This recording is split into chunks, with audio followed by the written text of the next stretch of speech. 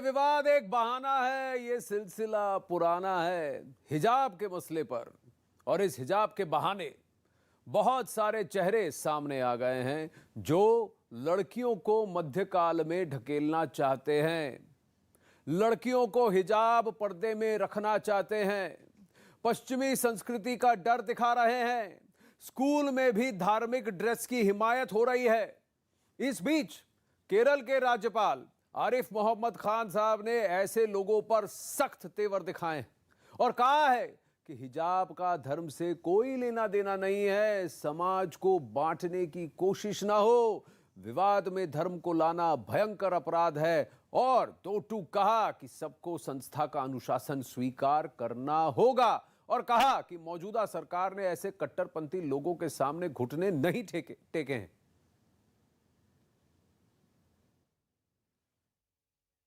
ये बातें धर्मगुरुओं को पता नहीं है या वो बताना नहीं चाहते या समझते नहीं है, समझाना नहीं चाहते? सब कुछ पता है। हाँ। लेकिन ये जो एम्पायर खड़ा किया गया है जोर जबरदस्ती का, अगर ये बातें बताई जाती हैं, देखिए, और मैं एक आपको बात बताता हूँ। कुरान में 2 आयतें कि वो बच्ची जिसको जिंदा दफन कर दिया गया था, उससे अल्लाह क़यामत के दिन पूछेगा कि तुम्हें किस जुर्म में कत्ल किया। सिर्फ लड़की होने की वजह, एक सारे अरबों को नहीं मैं कह रहा हूं, लेकिन अरबों में एक सेक्शन था जो अपनी बच्चियों को जिंदा गाड़ दे।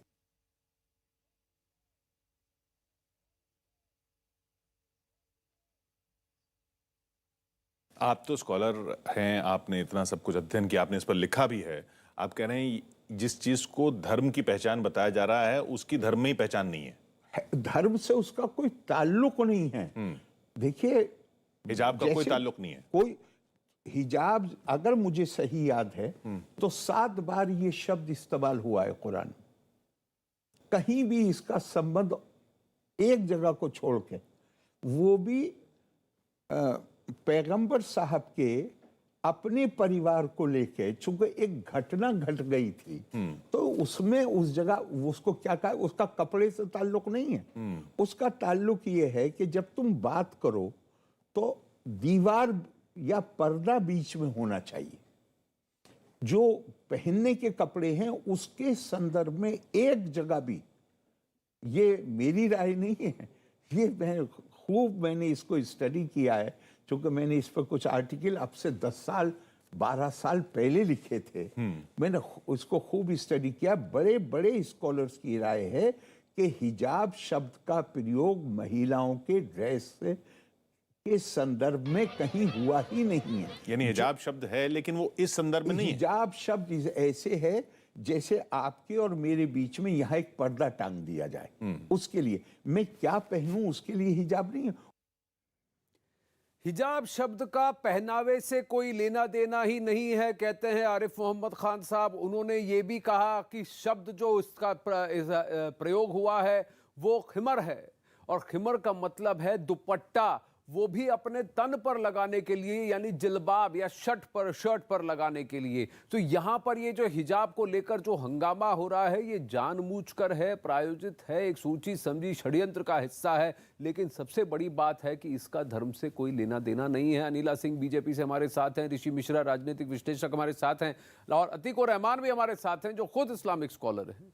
और कई बार रिग्रेशन और प्रोग्रेशन, यानी कि एक रूढ़ी मानसिकता जो कि हमें पीछे पुराने काल में ढकेलने की बात कर रही है और आगे जाने की बात कर रही है, इस पर उन्होंने हमेशा सोच समझ कर एक पोजीशन लिया है। तो मैं आपसे अतीकुर रहमान साहब जानना चाहता हूं कि आप औरतों को चीज समझते हैं, जिस तरह से ये सीएफआई और पीएफआई के लोग वहां पर खड़े होकर कह रहे हैं कीमती चीजों को ढका जाता है, आप ऐसी मानसिकता रखते हैं, या आप कह रहे हैं कि ये जो हंगामा हो रहा है जानबूझकर किया जा रहा है, बवाल खड़ा किया जा रहा है ताकि संप्रदायवाद हो, समुदाय में विभाजन हो? देखिए, बात बिल्कुल साफ है। वहां पर कोई हरे कपड़े पहनकर, हरे मफलर पहनकर, हरी शॉल पहन के नहीं किया था, भगवा पहन के गए। आप बिला वजह अगर मामले को उलझाने की कोशिश करेंगे, अगर पीएफआई शामिल है, अगर उसके कोई ऑर्गेनाइजेशंस लोगों को भड़का रहे हैं, तो उनका कोई वीडियो हमारे सामने आया नहीं है। पुलिस को इसकी इन्वेस्टिगेशन करे। बेशक यंग माइंड्स को किसी भी तरह से और खास तौर से कम्युनल लाइन पे भड़काना मैं कहीं से कहीं तक समझता नहीं हूं कि ठीक है। यहां पर भगवादारियों ने हंगामा किया, भगवादारियों ने इंटिमिडेट किया एडमिनिस्ट्रेशन को एक्शन लेने पर। अगर एक्शन लेना ही था, मैं आपको 101% आश्वासन दे रहा हूं, अगर ये कदम प्रिंसिपल ने उठाया होता, वाइस चांसलर ने उठाया होता, मैनेजमेंट ने उठाया होता, हम लड़कियों को पूरी तरह से मना करते कि एडमिनिस्ट्रेशन आप के सत्य खिलाफ जानकर भी आप सत्य जानकर भी अनभिज्ञ बन रहे हैं, या आप सत्य जानते नहीं है अतीकुर रहमान साहब? तो भगवा नहीं, आपको, क्योंकि आपको सिर्फ भगवा दिख रहा है, लेकिन वहां सारी लड़कियां 18-20 साल की लड़कियां पूरी तरह बुर्के में खड़ी हुई है, और आपको वो ठीक नहीं, आपको वो ठीक लग रहा है? और नहीं, फंडामेंटल राइट्स किसी स्कूल के अंदर नहीं है सर। ये बात वहां से शुरू हुई, ओडीपी। सुनिए, नहीं, अब आप सुनिए, नहीं, अब आप तथ्य को सुनिए। 6 छात्राओं ने, 96 छात्राएं हैं उस कॉलेज में, जिसमें से सिर्फ 6 छात्राओं ने इस बात की जिद की कि हम एग्जाम देंगे तो हिजाब पहनकर ही देंगे, स्कूल के अंदर आएंगे तो हिजाब पहनकर ही आएंगे। नहीं, फंडामेंटल राइट वो नहीं है। फंडामेंटल राइट तो फिर मेरा भी फंडामेंटल राइट है कि अगर मैं कोई भी पहनावा पहन के कहीं पे भी चला जाऊंगा, स्कूल ही क्यों, मैं स्कूल ही क्यों, किसी मंदिर में, किसी गिरजाघर में, किसी मस्जिद में, जो भी कपड़े मैं पहनना चाहूं वो पहन के मैं जा सकता हूं क्या? जो भी कपड़े मैं पहनना चाहूं वो कपड़े पहन के मैं किसी मंदिर, मस्जिद, गिरजा, गुरुद्वारा में जा सकता हूं? आपकी चॉइस है। मैं जा सकता हूं, या फिर आप कहेंगे कि नहीं, एक मंदिर, एक मस्जिद, एक गिरजा, गुरुद्वारा की अपनी मर्यादा है, उसके अपने रूल्स है, उसको आपको फॉलो करना पड़ेगा। आप क्या कहेंगे अतीकुर रहमान साहब, मुझे बताइए?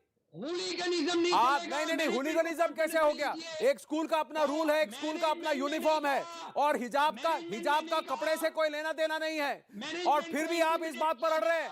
आप जानबूझकर अड़ रहे हैं। आप अपने पॉलिटिकल पोजीशन को एक रैशनल, एक सेंसिबल पोजीशन से ऊपर रख रहे हैं। अजी अतीकुर रहमान, नहीं, एक बात बताइए कि इस बात को कहना कि तुम्हारे स्कूल का रूल चाहे कुछ भी हो, मैं अपनी बात को ही मनवा के रहूंगा या रहूंगी, ये कहां से ठीक हो गया? किसी ने नहीं कहा। तो यही तो वो कह रहे हैं, यही तो वो 6 लड़कियां कह रही थी, यही तो वो 6 लड़कियां जिद कर रही थी कि स्कूल का रूल चाहे कुछ भी हो, मैं पहन कर आऊंगी हिजाब। नहीं, वो 6 लड़कियां क्या कह रही थी, आप मुझे बताइए अतीकुर रहमान? वो 6 लड़कियां क्या जिद कर रही थी? प्रिंसिपल ने कहा, कॉलेज की डेवलपमेंट काउंसिल ने कहा, सबने कहा कि देखिए ये स्कूल का रूल नहीं है, स्कूल के नियम का पालन कीजिए। उन्होंने कहा नहीं, स्कूल का नियम चाहे कुछ भी हो, ये मेरा फंडामेंटल राइट है, तो मैं ऐसे ही करके आऊंगी। आप ये बात बताइए, अगर आप इस बात को सही ठहरा रहे हैं, तो कल को कोई कुछ भी पहनकर किसी मंदिर, मस्जिद, गिरजा, गुरुद्वारे में घुस जाएगा, सुप्रीम कोर्ट में खड़ा हो जाएगा, क्या वो अलाउड है? क्या वो अलाउड है, मुझे बताइए? क्या वो अलाउड है, मुझे बताइए? नहीं, मैं आपको कह रहा हूं, आप तो इस्लाम के स्कॉलर हैं, आप खुद यहां पर खुद होकर अपने दिल पर हाथ रखकर बोलिए कि हिजाब एक्चुअली एक एसेंशियल रिक्वायरमेंट है आपके इस्लाम में। बताइए, आप खुद अपने दिल पर हाथ रखकर कहिए कि इस हिजाब एक एसेंशियल रिक्वायरमेंट है, और हिजाब का कपड़े से लेना देना है या हिजाब का पर्दे से लेना देना है कि एक दूरी रहे, कि कैसे एक इंसान और उस परवरदिगार के बीच में जो दूरी है उसको हटाने की बात होती है। ये फिलोसॉफिकल रेफरेंस है। आप बताइए, मैं झूठ बोल रहा हूं, मैं गलत कह रहा हूं? There is no compulsion in religion. नहीं है ना कंपल्शन, नहीं है ना, तो एसेंशियल पार्ट नहीं है ना, आप मान रहे हैं? ये 6 लड़कियां तो यही जिद कर रही है कि ये एसेंशियल पार्ट है।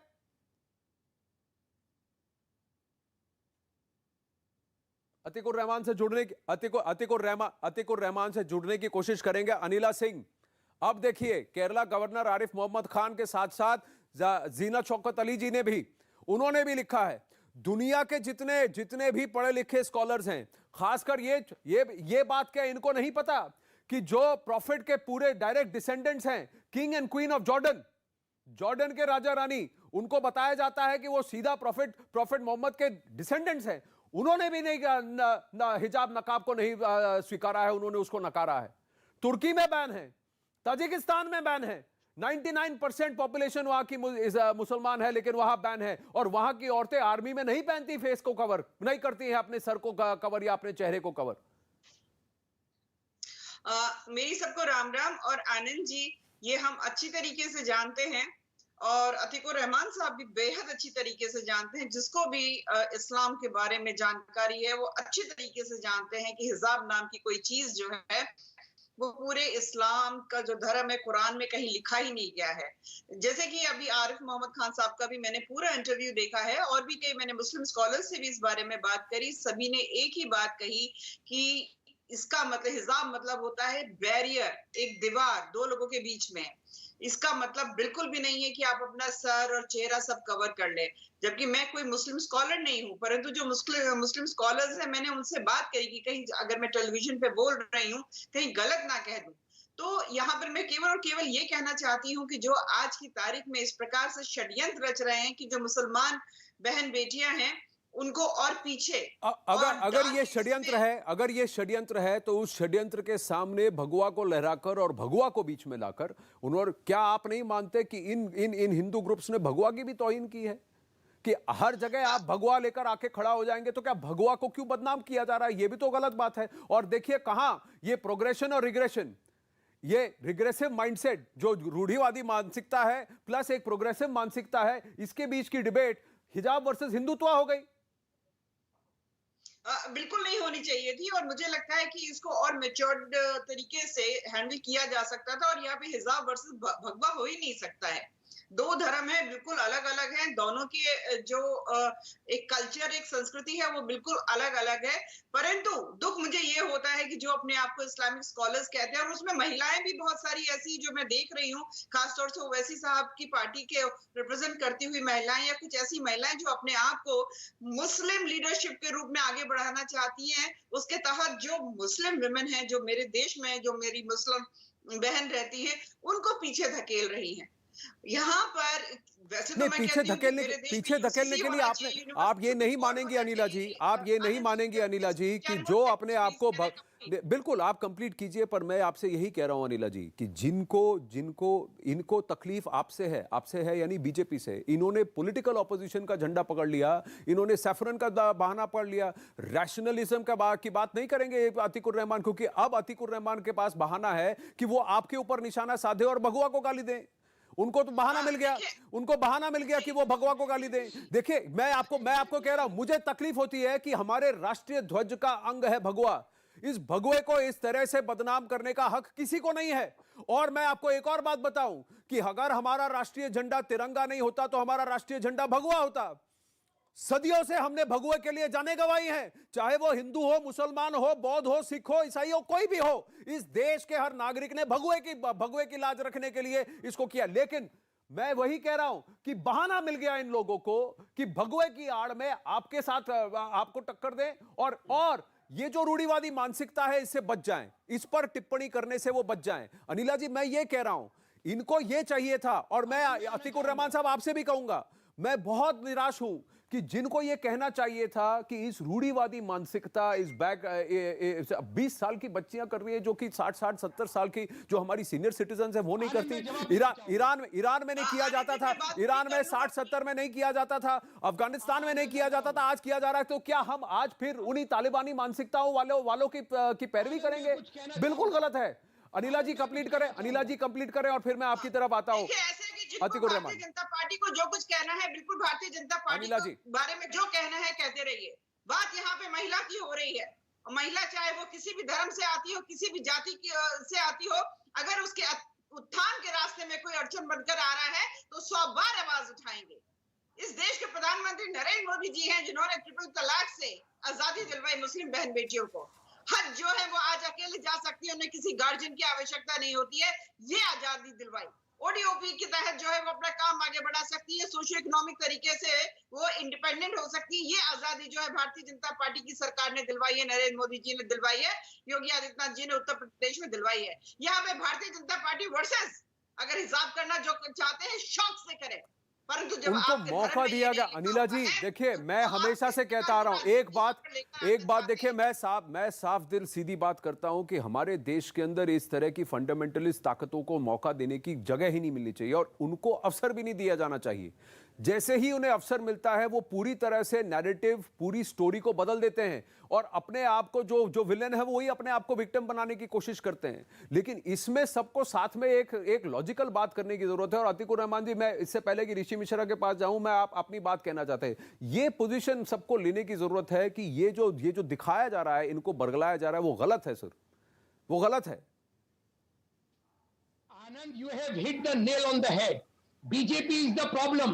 हम लोग प्रोग्रेस की बात करना चाहते हैं, हम लोग लिबरलिज्म की बात करना चाहते हैं, हम लोग ओपन थॉट की बात करना चाहते हैं। हमको पॉलिटिक्स से कुछ लेना देना नहीं है। हम लोगों ने ठाना है कि किस तरह से कम्युनिटी के अंदर एजुकेशन लाए। लेकिन ये मैंने आपसे पहले ही कहा, ये अगर एडमिनिस्ट्रेशन की तरफ से होता, प्रिंसिपल वाइस चांसलर की तरफ से होता, पर ये प्रिंसिपल और वाइस चांसलर की तरफ नहीं। पर मैं यही कह रहा हूं अतीकुर रहमान साहब, यही मैं आपसे डिफर करता हूं, क्योंकि मैं आपसे कह रहा हूं, आप अगर टाइमलाइन को देखें तो नवंबर और दिसंबर के महीने में ये बात वहां सुलझ गई थी, क्योंकि ये बच्चियां मान चुकी थी ऑलमोस्ट। ये कॉलेज के प्रिंसिपल और वहां के डेवलपमेंट काउंसिल का कहना है कि एक छोटे से कॉलेज में ये बात वो मान चुकी थी कि स्कूल का नियम है, उस नियम को हम फॉलो करेंगे। लेकिन उसके बाद इनको उकसाया गया, और उकसाने वाली ताकतें बाहर की थी अतीकुर रहमान। मैं वही कह रहा हूं। और इसको मैं आपको अरे उन्होंने किया नहीं, मैं आपको बता रहा हूं, वो 15 दिन बाद हुआ। मैं आपको कह रहा हूं 15 दिन तक, लेकिन आप जैसे लोग चुप थे। मैं आपको यही कह रहा हूं। नहीं अतीकुर रहमान, 15 दिन के बाद आप जैसे लोग चुप थे, इसीलिए उनको मौका मिल गया। और ये वो ताकतें हैं जिन्होंने आकर ये कहा, ये वो ताकतें हैं। इन ताकतों की मजम्मत करना जरूरी है। और ऋषि मिश्रा, ये आप मानेंगे, जैसे ही ये मामला पॉलिटिसाइज होता है, इरादे घूम जाते हैं। इस तरह से 18-20 साल के हमारे प्रोग्रेसिव जनरेशन को अगर आप रिग्रेसिव बातों को कहेंगे कि इसको करो तभी आपको पॉलिटिकल माइलेज मिलेगा, तो बहुत गलत है ऋषि मिश्रा।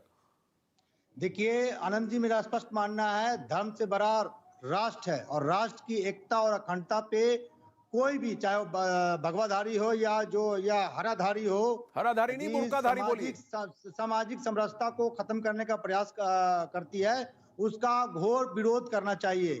आपने बहुत महत्वपूर्ण सवाल आनंद जी उठाया कि तिरंगे का कोई अपमान कैसे कर सकता है। बिल्कुल, तिरंगे 3 कलर से बना है, और इसी केंद्र सरकार के केंद्रीय मंत्री गिरिराज सिंह ने हरे कलर का अपमान किया था। हरा मतलब पाकिस्तान से इक्वेट किया था। तब आनंद जी जैसे सम्मानित पत्रकार को कष्ट नहीं होता है। नहीं, देखिए भगवा को कोसने वाले वो लोग भी हैं जिनकी पैरवी आप करते हैं, और इस हिजाब की तरफदारी करने वाले वो भी हैं जिनको कोसने में आपको तकलीफ होती है। जब कोई आकर ये कहे कि किसी स्कूल के अंदर मैं कुछ भी पहनूंगी, मैं स्कूल के रूल को नहीं फॉलो करूंगी, तो अब आप कहां थे? आपकी जुबान क्यों गायब हो गई? तब आप क्यों चुप बैठे थे? जिन्होंने कहा कि मैं हिजाब की तरफदारी करता हूं, तो आपने उनकी मुखालफत क्यों नहीं की? आपने उनकी मजम्मत क्यों नहीं की? आपने उनकी खिलाफत क्यों नहीं की? मैं आपसे पूछ रहा हूं, आपने ये क्यों नहीं कहा कि वो जो कर रहे हैं गलत है? ऋषि मिश्रा, ये मैं आपको यही कह रहा हूं, जितना आप अपने पॉलिटिकल एजेंडे में बंद जाएंगे, उतना आप सही बात कहने से चूकते रहेंगे। आप लोग का पॉलिटिकल एजेंडा ही ऐसे फांसीवादियों को मौका देता है कि हमारे देश के अंदर ऐसे लोगों को, संप्रदाय को और समुदाय को तोड़ने की बात करें और पुरानी बातें करने की बात करें। एक मिडिवल सोच को आप यहां पर आज बढ़ा रहे हैं और कह रहे हैं उसकी तरफदारी कर रहे हैं, कैसे हो सकता है? इस खबर की और पड़ताल करेंगे, मैं बताऊंगा आपको कि क्यों यह षड्यंत्र है, क्यों यह एक टूल किट का पात्र है। एक छोटे से ब्रेक के बाद।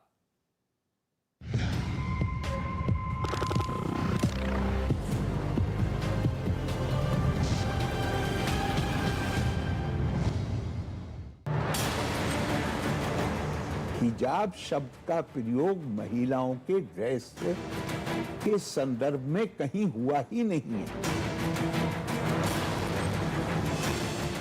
जिस चीज को धर्म की पहचान बताया जा रहा है, उसकी धर्म में ही पहचान नहीं है। धर्म से उसका कोई ताल्लुक नहीं है। कोई अनुशासन के बगैर तो जिंदगी नहीं चल सकती।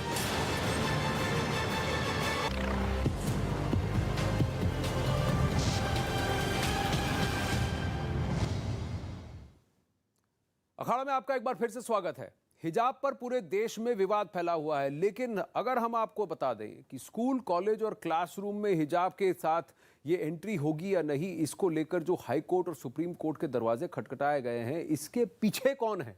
इसके पीछे एक सोची समझी साजिश है, षड्यंत्र है, और इसका एक राजनीतिक एंगल भी है, साथ ही उस संगठन के साथ जिसके तार इतिहास में सिमी से भी जुड़े हुए हैं, और जो देश भर में अलग अलग स्टेट्स में बैन कराया गया है या उसके खिलाफ अलग अलग जगह पर कंप्लेंट इस बात की गई है कि इस संगठन का एजेंडा बिल्कुल भारत विरोधी है। CNN न्यूज 18 ने टॉप सोर्सेज से जानकारी ये जुटाई है, वो भी कर्नाटका की एक इंटेलिजेंस रिपोर्ट, जिसमें यह पता चलता है कि इसकी शुरुआत अक्टूबर में उडुपी की एक लड़की के बलात्कार की अफवाहों से हुई। ये लड़की हिंदू लड़की थी और इसकी वजह से अगले दिन एबीवीपी ने विरोध प्रदर्शन किया था। इस विरोध प्रदर्शन में यही लड़कियां, इस कॉलेज की लड़कियां, कुछ मुस्लिम लड़कियां भी इस विरोध प्रदर्शन में शामिल हुई, जो वहां के स्थानीय एसडीपीआई को खटका, क्योंकि उधर के म्युनिसिपल चुनाव में एसडीपीआई शिरकत कर रही थी और वो इस बात से चौंक गई कि मुस्लिम लड़कियों का समर्थन अब एबीवीपी को मिल रहा है। इस इंटेलिजेंस रिपोर्ट में कहा गया है कि उडुपी में बीजेपी नेताओं के विरोध ने और एसडीपीआई के लोगों को भड़का दिया और जिसकी वजह से एसडीपीआई की जो स्टूडेंट विंग है, CFI, campus front of India, वो इस कॉलेज में घुसना शुरू हो गई और वहां पर उसने अक्टूबर में एक मेंबरशिप अभियान शुरू किया। एसडीपीआई और CFI popular front of India की स्टूडेंट और पॉलिटिकल विंग है। Popular front of India intelligence agencies, NIA और कोर्ट्स के अधीन भी है। कई सारी स्टेट्स ने इस संगठन को अपने अपने प्रांत में बैन भी किया हुआ है, क्योंकि इनका एजेंडा पैन इस्लामिक है।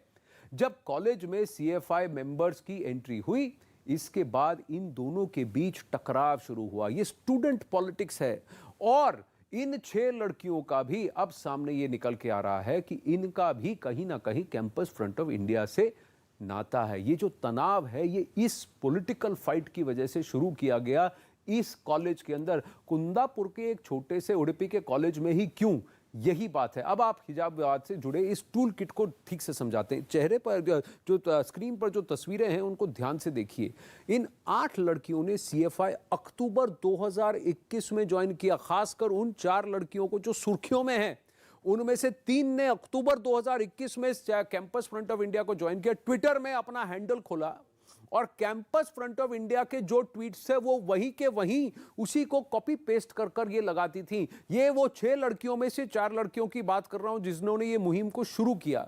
इनका ये बयान आया कि जनवरी में जब इनको एंट्री नहीं मिली तभी ये कैंपस फ्रंट ऑफ इंडिया से जुड़ी, लेकिन ये गलत बात है, क्योंकि अक्टूबर और नवंबर में इन्होंने कैंपस फ्रंट ऑफ इंडिया की ही टूल किट को फॉलो किया। उनके जो ट्वीट्स थे उनके रूबरू और वर्ड बाय वर्ड उसी को वो कॉपी पेस्ट करके ट्वीट करती थी। इन्होंने एनईपी के खिलाफ मुहिम छेड़ी।